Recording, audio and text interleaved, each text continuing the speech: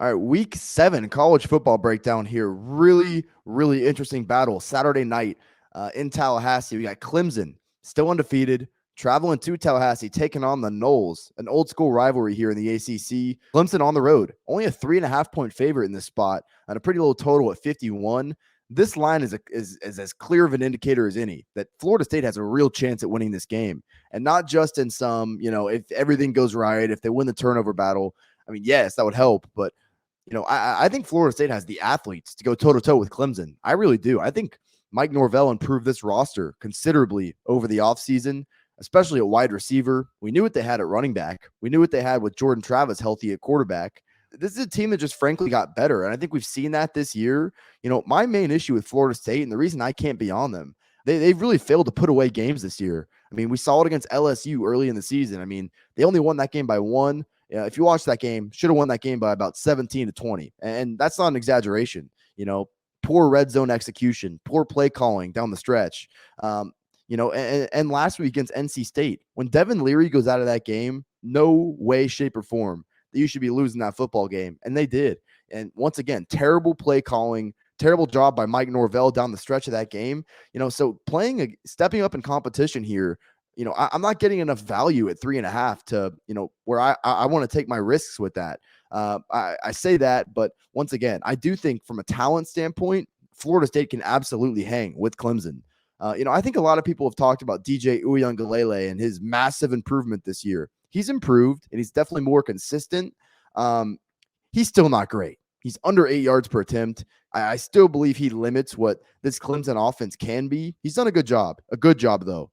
Let's not confuse good with great. And that's what Clemson has been at times over the last decade. They're not a great offense. I still think DJ, to a certain extent, does leave certain things off the table that they can do.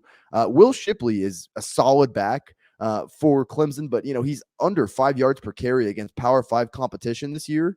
I think that aspect of Clemson's offense is a bit overrated as well. So it's not to say, oh, I hate Clemson's offense. No, I don't. I think they've got a lot more consistent this year, and they've shown a lot of strides. But I still think there's some reason for them to be a little bit concerned coming into this matchup. I'm really interested to see, can Jordan Travis really pick on this Clemson secondary the way we saw Sam Hartman pick on it a few weeks ago, and when Wake Forest probably should have won that game against Clemson.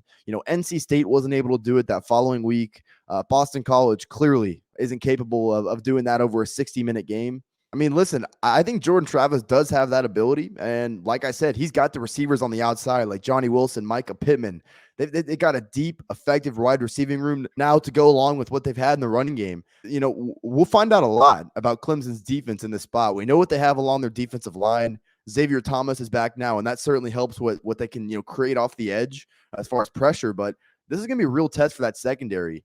And once again, ultimately, as much as I think Florida State can win this game, Mike Norvell has not shown me enough that I'd want to trust him in a close game, stepping up in competition like this. I really want to, because I played Florida State over the 6.5 wins.